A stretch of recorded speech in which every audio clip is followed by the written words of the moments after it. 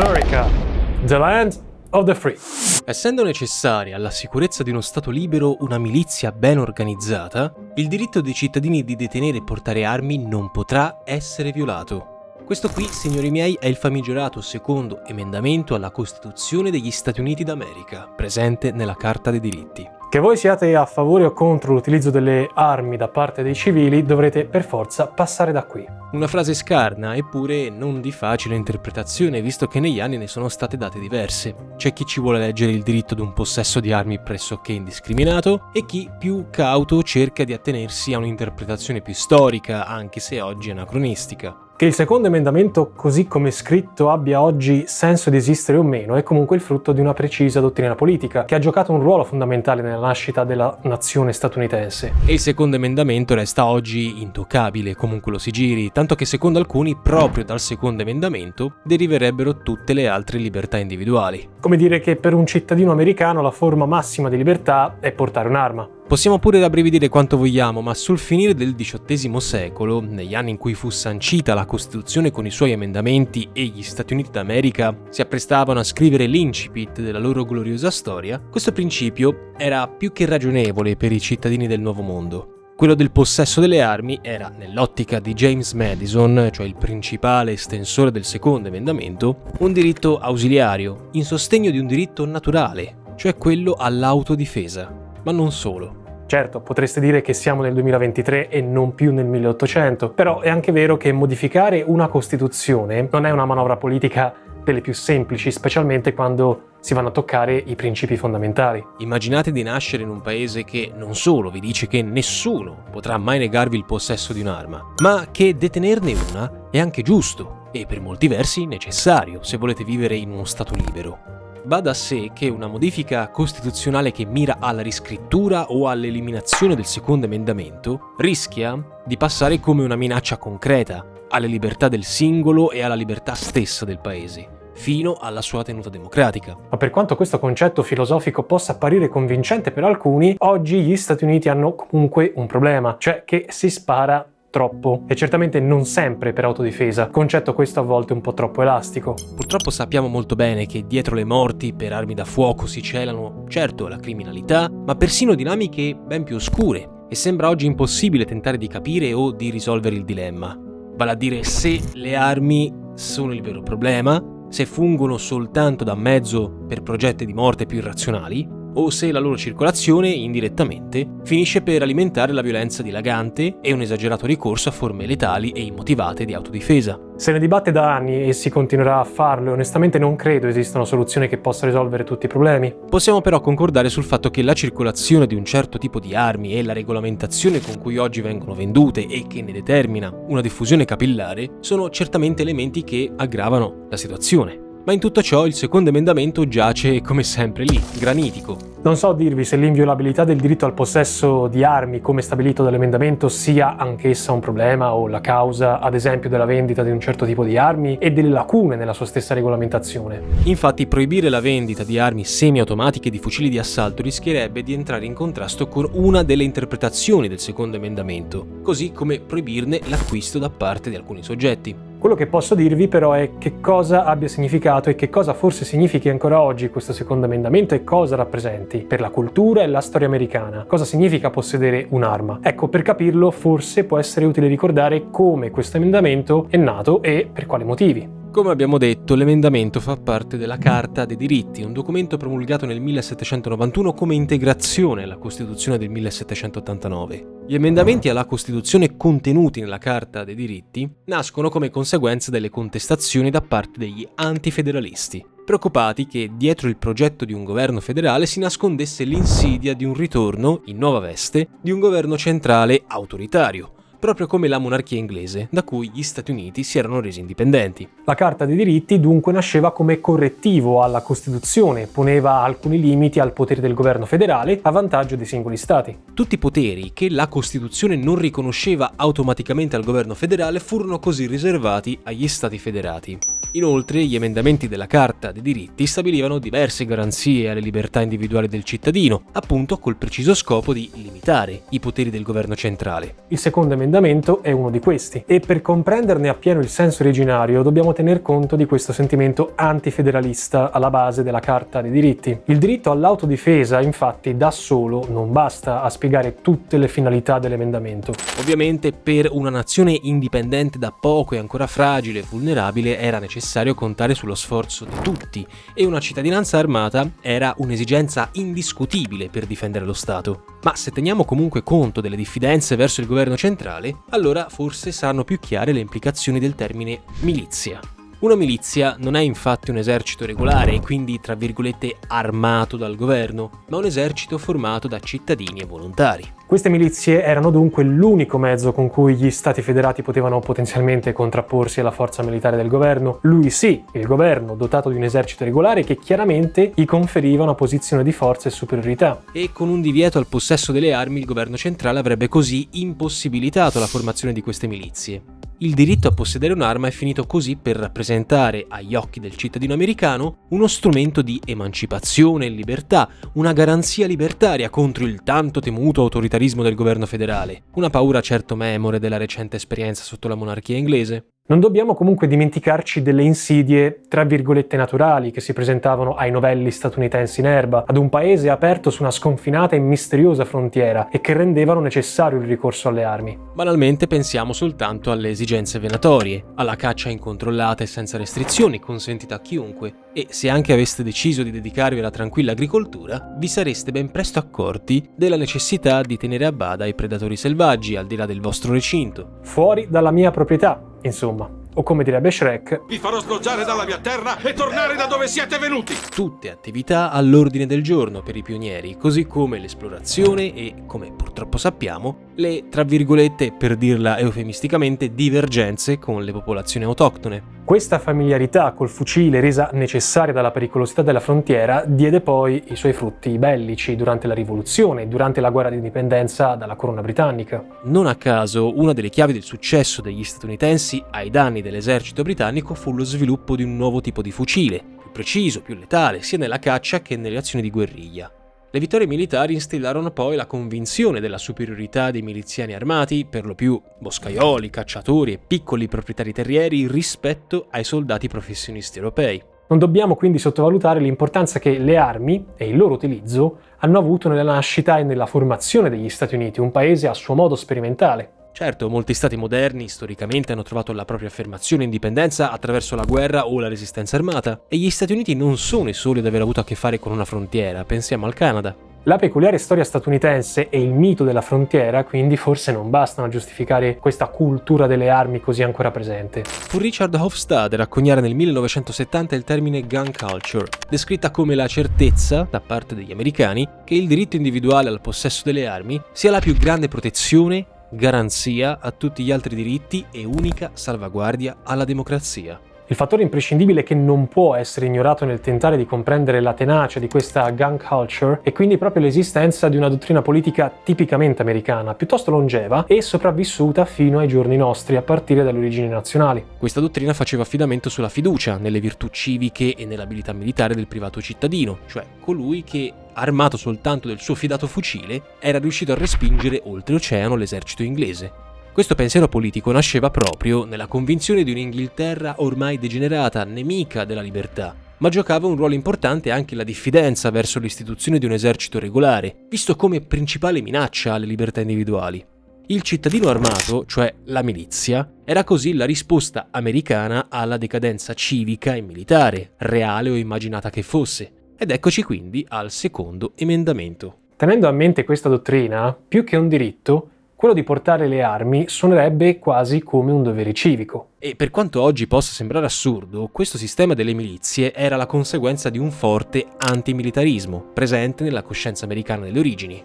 In altre parole, e con tutte le eccezioni del caso, quando oggi osserviamo un cittadino statunitense col suo fucile, dobbiamo immaginarlo come l'erede di quei miliziani che combatterono contro gli inglesi. Hello, grandfather. Sì, l'autodifesa può essere una ragione più che sufficiente per il nostro amico per detenere un'arma, ma c'è ben altro dietro. C'è ad esempio la convinzione che solo una cittadinanza armata può prevenire l'insorgere di una tirannia. In questo senso è piuttosto emblematico l'assedio a Capitol Hill del gennaio 2021. Cittadini armati che dietro i loro minacciosi fucili intervengono contro quella che per loro è una negazione della libertà democratica.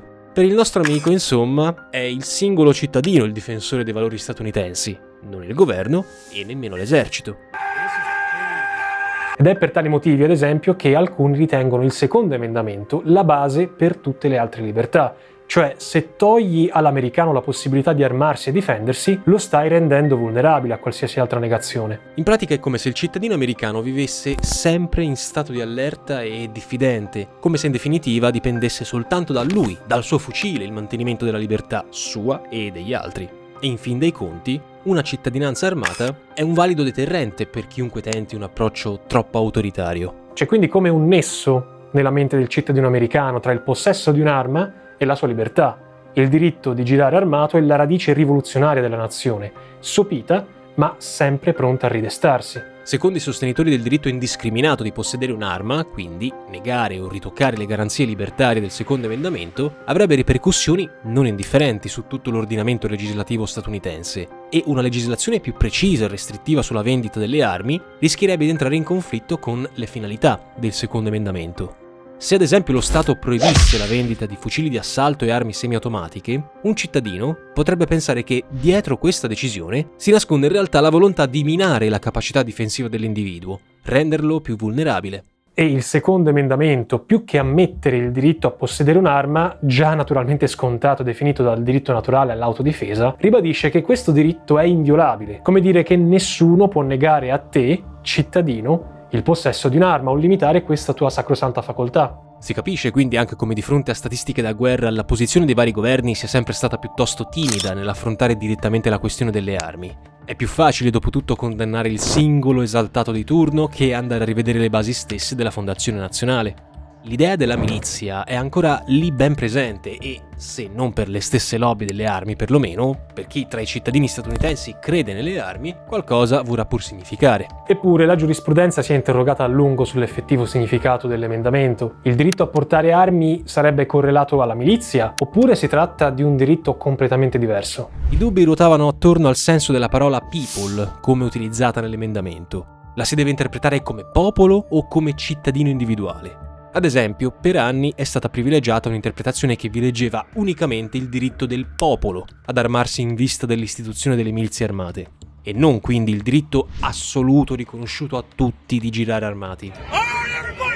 Quindi, secondo questa lettura, l'emendamento non farebbe nessun riferimento al diritto individuale di possedere armi all'infuori di queste milizie. Nel 1876, inoltre, una sentenza della Corte Suprema specificava che la Costituzione non concedeva esattamente il diritto a portare armi. Semplicemente l'emendamento prevedeva che tale diritto non poteva essere violato dal governo federale e dal Congresso, lasciandolo di conseguenza come prerogativa dei singoli stati e di conseguenza limitando il potere del governo centrale. Nel 1939 poi un'altra sentenza ribadiva come il secondo emendamento non riguardasse quelle armi che non avessero un ruolo decisivo nella conservazione ed efficienza delle milizie. In sostanza si ribadiva che la finalità del secondo emendamento riguardava soltanto la regolamentazione delle milizie, non la libera circolazione delle armi. Nell'ultimo secolo, quindi, le interpretazioni dell'emendamento oscillavano tra coloro che si mostravano fedeli all'interpretazione originale, quelli che difendevano il diritto sovrano e indiscriminato al possesso di armi, fino a coloro che invece vi leggevano soltanto un implicito diritto costituzionale alla rivoluzione armata. Ma un'interpretazione che tenesse in conto il diritto individuale di possedere armi non era così scontata, almeno fino a pochi anni fa. È infatti solo in anni recenti, nel 2008, che per la prima volta una sentenza della Corte Suprema ha riconosciuto il diritto di un individuo di possedere un'arma all'infuori di una milizia, quindi legittimando le istanze dei sostenitori del possesso indiscriminato. Si abbandonò quindi l'interpretazione di people come popolo a favore di cittadino individuale. Il diritto alle armi era quindi da considerarsi un diritto autonomo e fondamentale, al di sopra della legislazione dei singoli stati. E questa esigenza difensiva e militare è ancora valida? Storicamente no, ma come abbiamo visto nei secoli, il secondo emendamento ha finito per significare altro. Dalle ritrosie antifederaliste fino all'esaltazione del cittadino come garante delle libertà politiche individuali, dalla natura rivoluzionaria della nazione fino alla tutela della democrazia tramite l'insurrezione armata, se necessario. Però le interpretazioni giuridiche da sole non bastano e la politica ha più volte tentato di giungere a una regolamentazione sulle armi, sia facendo i conti con i ferrei difensori del secondo emendamento, sia fronteggiando le chiusure da parte del Senato, storicamente il principale scoglio per l'approvazione delle leggi ordinarie negli Stati Uniti. A lungo si è ricondotta la responsabilità sull'esagerata diffusione delle armi alla potente National Rifle Association, la lobby delle armi. Ma questo è in primis un problema e un argomento politico, nato da una certa lettura del secondo emendamento.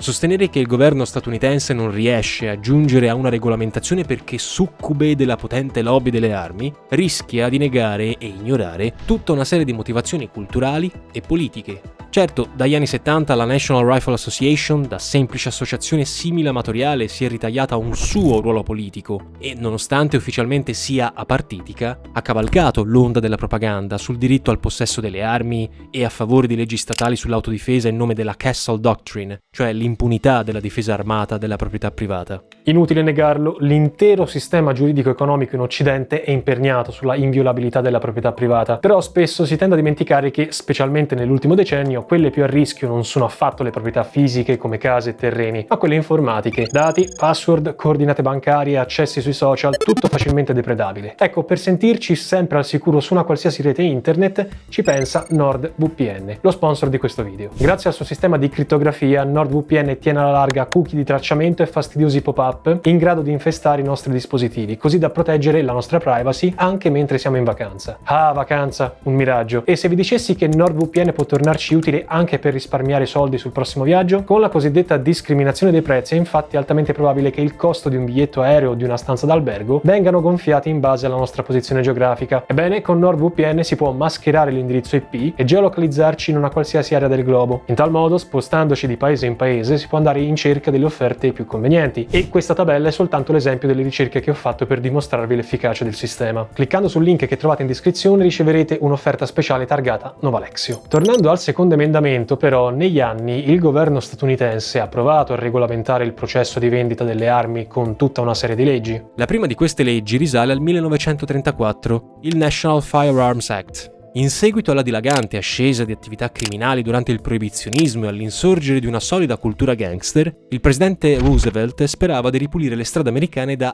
armi automatiche e mitragliatrici. Il National Firearms Act in realtà prendeva di mira anche altre categorie di armi, tutte quelle insomma adottate dai gangster. Poiché sarebbe stato difficile, se non impossibile, vietare la vendita di armi all'origine, si pensò di scoraggiarla tassando la vendita e il trasferimento di ogni singola arma. Una tassa di $200 dell'epoca, che per gli americani reduci dalla Grande Depressione non era proprio una cifra irrisoria, visto che equivaleva a $2.500 di oggi.